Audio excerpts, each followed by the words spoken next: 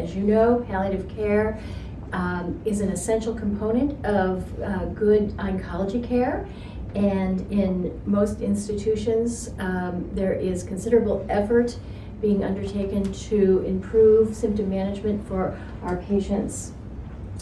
Today we're going to talk about how palliative care has changed in recent years.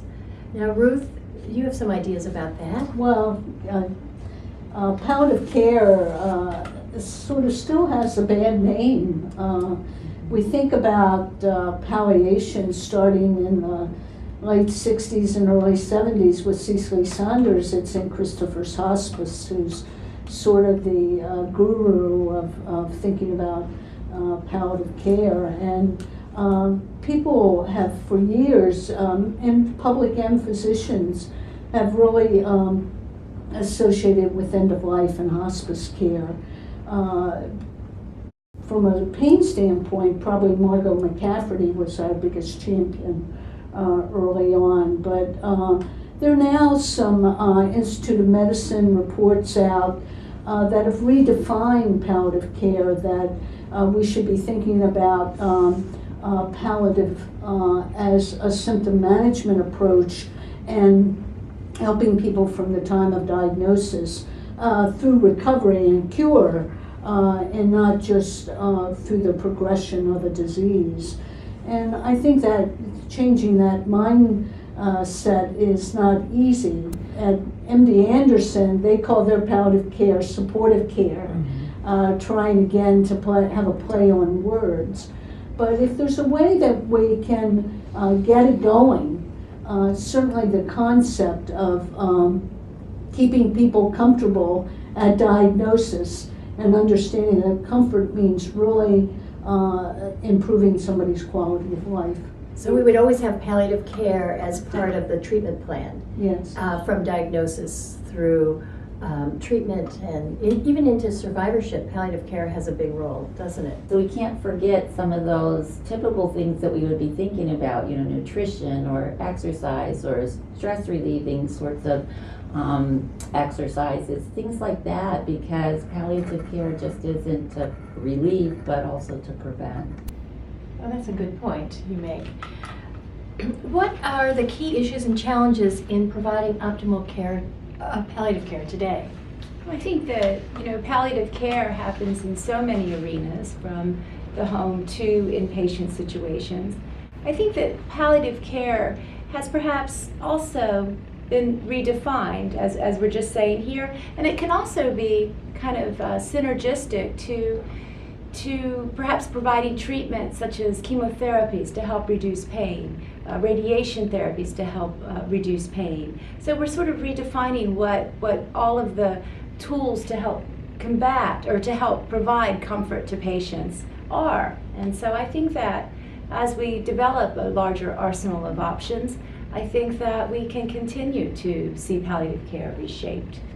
And I think it's nurses that help not only provide the palliative care, but help educate families and nurses and other nurses and nursing students regarding palliation. So do you think that patients have and families, a certain mindset about palliative care that I think it can be sort of folded into the notion of hospice, notions of life limiting. Sometimes those are concepts that families aren't ready for.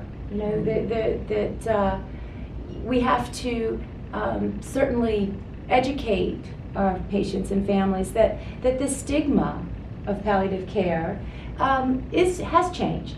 It isn't about end of life. It is about comfort. It's about doing things as we're just suggesting, perhaps proactively, so to help ward off any of these untoward, unpleasant symptoms. So I think it is a changing dimension of science and of care. I think that there's still disconnects, and I think that helps probably keep the family and others weary and wary of what is going on. So when the oncologist says that palliative care or supportive care, whatever word they use, is going to happen, but you don't have to come back here now for 2 months, the family feels alone and left alone because they're, whatever they've gone through, 1 year, 2 years, 3 years of care in that setting is now left. And so families are worried about that disconnect and feel that there's a certain message, there's nothing more I can do, even caring for you, so you don't need to come back here anymore. That sends a certain message, I think. And family members who don't understand that or aren't assertive enough to say, well, I want some connection here, or that when no one ever checks for 2 months from that setting, it's pretty lonely out there. And that's where I think we really need to, again, involve an interdisciplinary team, you know, whether it's a home visiting nurse or a social worker. And so I think palliative care is an important opportunity here to involve other team members. Early and often, I would say, too. That's one of our problems. We wait so long to introduce the idea Right. of palliative care, and thinking of it as something that's assessed and thought about early in diagnosis and early in treatment is.